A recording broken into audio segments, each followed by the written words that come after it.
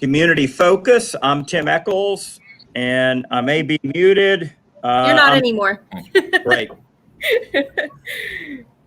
How many of you have been on Zoom calls out there where a person just goes, just going? It's incredible. I've had enough of Zoom, I think, in my life. But Faith, we're down in Thomasville, and I don't know how many folks have been to Thomasville, but it is a very quaint town. Down right on the Florida line, and I think there may be more FSU fans in Thomasville than there are UGA fans, which is stunning as you go down there because it's so close. It's so close to Tallahassee. I mean, the reaction from all of our guests says no. Yeah, when and my mom went to Leon County High School. She grew up in Tallahassee, so she didn't live in Thomasville, but my cousin lives in Thomasville, so I love going there because it's just a really, really cool town. Let's say hey to everyone that we've got. Jackla Lawson. Jackla, we're going to be talking with you about that sad topic of human trafficking that we talk about every week, because we want to continue to educate people about what they can do to make a difference, and we want to let them know how bad it is, and it is bad, isn't it? Absolutely. Yeah, we've got Eric Groom on today. Eric and I have known each other a long time. I guess, Eric, it was my original Clean Energy Roadshow that we did in 2011 in Thomasville, that, where we rendezvoused on the Florida line, and we brought up buses from Leon County. We brought down, I don't know, did Thomasville have CNG trash trucks at that time? I think they were getting them, right? We were getting them. Yeah, we didn't have them quite yet. And of course, we probably picked the hottest day. And of course, we had one of the rain showers too. And of course, we had the tent set up and everything. But it was a good first event. Yeah. And so it's been going on. Wow, we've done it every summer. Even during the pandemic, we managed to pull it off virtually. Our good citizens today, Julia Murphy. Julia is the executive director of Keep Thomas County Beautiful, and she helps orchestrate, Faith, something near and dear to my heart: picking up trash. Yep, keeping the city clean. And we're going to talk about that with Julia. And let's kick it off. Faith, we'll move everybody to the green room, and we'll talk to Alan Carson, our city manager, and talk about Thomasville's economic development and events they have coming up. Alan, how's it going? It's going great, Commissioner. How are you doing? Yeah, are you a Seminole or are you a Bulldog? Well, I got bad news for you. I've only been down here about 2.5 years, so I'm an ACC fan from North Carolina. So I'm actually a Duke fan. I know. Sorry you asked, right? Y'all do know how to play basketball up there. I'll give you that. Well, I spent 30 years in Lexington, North Carolina, so we were right in the middle of the Wake Forest, NC State, Duke, and that region right there with Carolina, the Tar Heels. So I mean, it was quite the action packed area up there for basketball for sure. And there's a whole lot of people that don't even recognize that Florida State or Georgia Tech's even in the ACC up that way. Wow. Hey, let's talk about Thomasville a little bit. There's a lot of people that have never been to Thomasville because it's not on an interstate. So, a lot of my relatives are from Moultrie, and you do Moultrie to get down there. In fact, Henry Crawford Tucker, my great grandfather, 5 generations back, had 32 children, 184 grandchildren. Is that prolific? Or what? That's got to be some kind of record. Yeah, I don't know if it's a record, but I mean, I'm related to half the people in Moultrie. That's for sure. There's a lot of people, Alan, that I'm getting a little bit of an echo. I'm not sure from what, but there's a lot of people that have never been quail hunting, and Thomasville is the quail hunting capital of Georgia. As you go down to the Florida line, you pass all of these plantations, quail hunting plantations. And I mean, how big of an economic impact is quail hunting to the area? It's huge, Commissioner. I'd say we're in the $500 to $600 million range. There's still 72 plantations that are very active down here. I think in the Red Hills Plantation District, originally there was 114. So we're down to 72, and when we own and operate an airport down here with 2 runways, and during quail season, we've got them parked everywhere. It looks like you're at a concert with jet airplanes where they've flown in, and people have stayed a week or 3 or 4 days. So it's a huge impact to our economy. Wow, and I guess they're eating their meals and everything at the plantations, but maybe caterers are involved. Of course, buying food services. What kind of economic impact is it? Obviously, jet fuel. Well, it's obviously jet fuel. It's rental at the airport, but then on top of that, a lot of there's both women and men quail hunters, and oftentimes the spouse will come, and if they're not a hunter, the plantations will put together a tour or a trip, and they'll come through Thomasville, and you'll see them eating in the restaurants, enjoying all the cool breakfasts and shops we have in the uptown district or the downtown district. And we're a main street, so that brings in a tremendous amount of economic impact as well. And of course, we just landed a new Marriott hotel downtown, so that has really picked up as COVID has kind of gone away a little bit as far as some of the restrictions. We've really seen the activity start to pop now. I stayed in that Marriott hotel, I guess, when I met with the EMC down, the Grady EMC. I met with some of their leadership and stayed in that brand new hotel. And boy, that is nice and so close to downtown. Y'all got to be loving that. Yeah, it's 2 blocks from downtown. Really, you walk right past George and Louis, and then you're in the downtown district. So you're really close. We're going to start talking about internally about how we spruce up that little area to get you from the hotel down to the downtown to Main Street, which is what everybody wants to see, because we still have the brick streets and really quaint. It was really one of the things that brought my wife and I down here after the career in North Carolina. We just fell in love with the town and the restaurants, and all the people were extremely nice. I think the first year I was down here, my wife was still in North Carolina while we were transitioning. I don't think I ate a meal by myself at all. People Wow. came up and introduced themselves and sat down, and we just had a great time. So it's a great community for that type of events.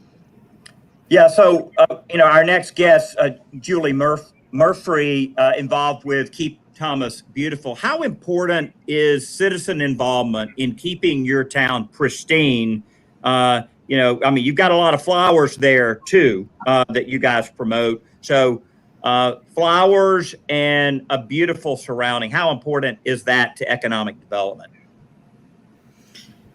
It's important in many ways. As we were just talking about tourism here in Thomasville, nobody wants to go to a city and see a lot of litter. It also impacts neighborhoods as well. Home values can definitely be affected by litter and blight. Alan, having someone, obviously, she's running the organization, but she's motivating a lot of other people. People that I know in Thomasville are pretty proud to live there. They love the community, but sometimes, you have to organize things to get people involved with doing something they think maybe government should do. And you guys, Alan, this is to Alan, you guys are wanting people to take personal responsibility, right? Yeah, that's right, Commissioner. It's a system where you kind of everybody looks out after themselves. And if you do that, then it causes less confusion and costs as far as the city is concerned. Here in Thomasville, we don't have a property tax, so we're very dependent upon the utility services, mostly the electric. So everything that we do, we actually do have a team that works in the downtown district, and we also police those areas. But Hands On Thomas County just got finished doing some things. That was a lot of volunteers. They picked different projects. So it is a community effort to get that done, not just a city effort.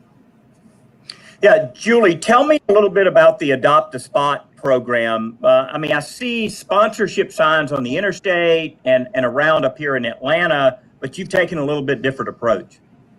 Right. And for our organization, we're a local nonprofit. To be successful, collaboration is key. In March of this year, we launched an Adopt a Spot program. And this is in partnership with the city of Thomasville as well as Thomas County Public Works, where an Adopt a Spot can be any location. We've had 5 sites adopted so far, and they include a local park, stretches of roadways, and even a river landing. That's cool. Let me bounce an idea off of you that I have that I'm doing up here in Atlanta tomorrow, as a matter of fact. Me and some guys from a Bible study are bringing a roll of $10 bills each here, contractor trash bags, orange vests, orange gloves, and we're going to go out to the homeless population that's in and around the Capitol, and we're going to say, hey, look how filthy this area is that you're spending a lot of time in. Would you help us help our city? If you take this contractor trash bag, we want you to go all the way down this street, make a left, and then come back. Bring the bag back to us, and we're going to give you $10 for your help. I mean, we've got homeless people just camping out. It's a pigsty around this area, and it just kills me to see it. So my theory is that I'm going to get a lot of help on this. I don't know. Do you think this thing could work? No, I think it's a great idea. It's a win-win-win all the way around. Again, I'm a big advocate of collaboration. You're helping the homeless earn a little bit of money, but then I feel like you're also creating a sense of ownership to the community or where they're living, even though they're homeless. And a lot of what we do is really the education piece for litter prevention. And I feel like the majority of people that participate in a litter cleanup, even if they're being paid for it, are less likely to litter in the future. Yeah, Faith, you're helping me kind of organize this with GBA. I mean, you drive, and see this trash up here, Faith. It's almost like people in Atlanta are blind to trash. I don't know. It's scientifically, it's actually called our reticular activating system. And when you see something enough times, you stop seeing it. So when you live in that situation and you're just used to trash along the side of the highway, then that's what you're used to, and you just don't see it anymore. Your brain doesn't register it. And studies have shown where there's litter, and a lot of litter, people are more inclined to continue to litter and just kind of, like Faith was saying, think of it as the norm instead of something they shouldn't be doing. Wow. Just our last question for you, the library litter kits. I don't know how many libraries you have in Thomas County or Thomasville, but what's that about? Last year, we approached the main public library, and we have about 5 or 6 smaller cities here in Thomas County, but we have one primary library here in Thomasville, and we approached them about starting a litter kit loan program, and the library immediately embraced our idea and have been a big supporter. It's basically the same concept as checking out a book at the library. However, you don't necessarily need to have a library card to check out a kit, but it helps encourage do-it-yourself style litter cleanups. Litter kit includes garbage bags, gloves, safety vests, bag holders, basically everything somebody would need to do to host their own litter cleanup. Yeah, it's harder than it looks. I've done litter cleanups before. I did one on MLK Day a couple years ago, and we were just cleaning up in and around a 1 square block, and we filled up an entire back of a pickup truck heaping with trash bags. It's like, man, has this trash ever been picked up? And then we did one at the MARTA Park and Ride for our Tesla world record parade attempt. I told the MARTA director, I said, hey, let me use this parking lot and I'll clean it up for you. There was a toilet that had been thrown out up there. Oh, it's amazing. And I'm amazed when people here in Thomas County drive by one of our waste drop-off centers to go all the way down to the river to drag that couch there. I mean, it just doesn't make sense a lot of times. Wow.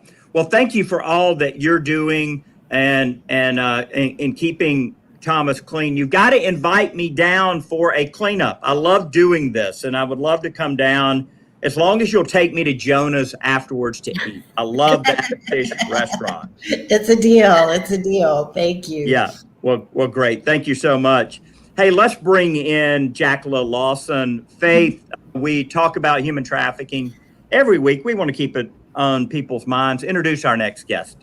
Jackla is the executive director of Treehouse CAC down in Thomasville. And I know you guys serve the Thomas County area. Is that the only county that you serve, or do you have a wider county reach?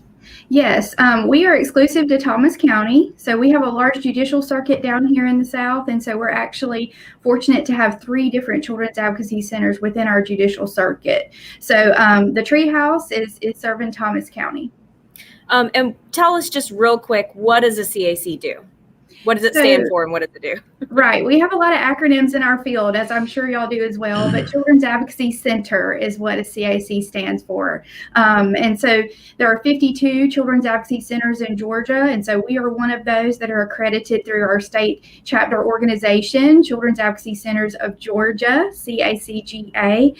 And so that just means that we have a lot of standards that we have to follow in order to serve victims of child abuse and child sex trafficking. And so a Children's Advocacy Center really is a safe, comfortable, child-friendly place where children can go to give their statements about abuse and also receive a lot of other services that are necessary during investigations of child abuse and trafficking, or CSEC, the commercial sexual exploitation of children. I was just about to ask you to define CSEC for us.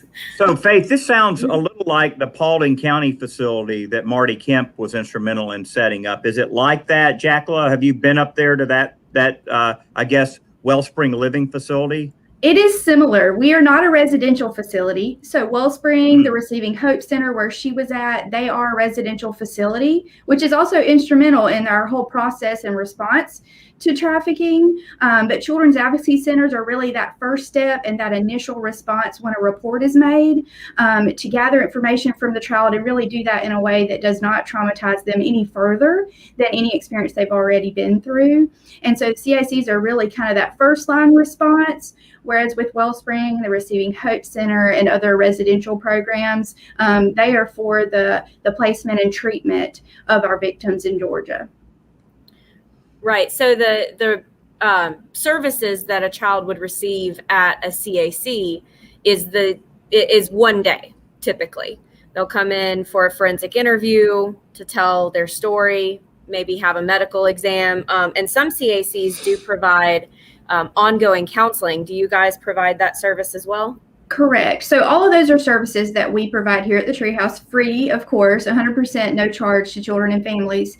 And so a lot of centers have, in-house therapy, as you mentioned. Some centers have in-house medical. So with us, we have in-house medical, and we have a lot of mental health providers here in Thomasville and Thomas County. We're a very strong community with a lot of mental health support. And so we're able to refer our kids out to providers for counseling. But as far as advocacy, we're able to follow up with them long term as far as advocacy. One last question. Tell us really fast about your upcoming fundraiser this weekend. Absolutely. So we are a nonprofit. Funding is critical to the services we provide. So we're proud to host Oak Fest this weekend on Saturday downtown at the Ritz Amphitheater. It's a music festival. It's from 4 to 10. It'll be featuring the Vagabonds. It's a great event, a family-friendly event. And so you can find out more information at oakfest.net. Awesome. Thank you, Jackla. Thank you. Hey, Jackla, we want to make a little donation on that. So this is not the state. This is coming from me. So we'll find out how to do that. Maybe there's a website. Just email me the link. I will. Thank you so much. We really, really appreciate that. And thank you for having me on. Thanks, Great. Jackla. Thank you so much.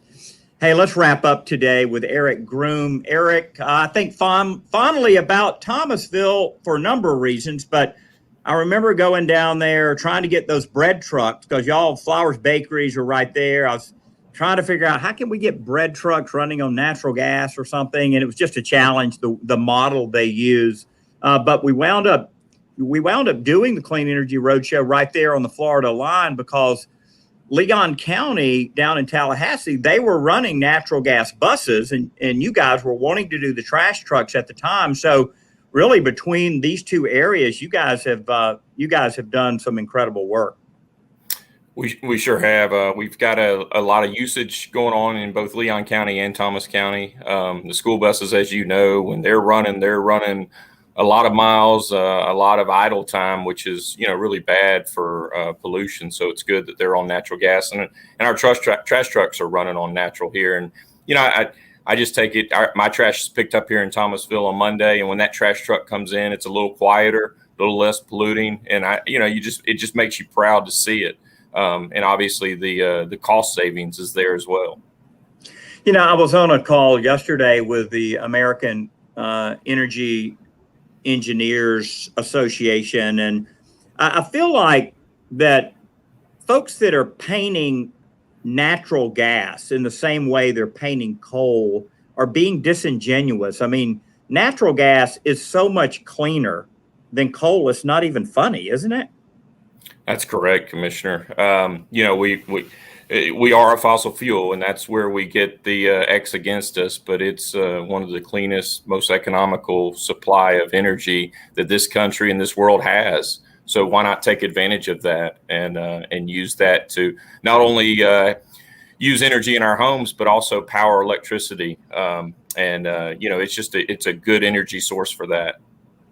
So as you think about how much cleaner it is, I mean, we've got 80 million tons of coal ash in Georgia. We're having to babysit the stuff. We're spending billions and billions and billions to babysit the coal ash. How much ash does natural gas have? Zero. Yeah, zero. Yeah. And what about mercury scrubbers? You got any mercury scrubbers on plants? No, Commissioner. It's a very efficient system. Transportation system for natural gas, our pipelines. If you ever see a pipeline map, and I know you have, being a PSC commissioner, but we're stretched all over this country with natural gas lines, and it's just a very efficient energy source and transportation of it. If you're running methane on a forklift in Home Depot or Lowe's, how many people die each day because of that carbon monoxide in those Home Depots and Lowe's? Do you know? Well, I hope none, but I don't. I don't know. That would be a PR nightmare. Yeah, yeah. They're not dying from the emissions. That's for sure. They may get run over right on aisle 5. Correct. But they're not dying because the emissions from natural gas vehicles. It's just way cleaner, isn't it? It is. We're a wonderful fuel source. I've been in the natural gas industry for 24 years now, and it's a good industry for our country. Energy independence is so important to all of us. And we've made really great strides in the natural gas industry for our country.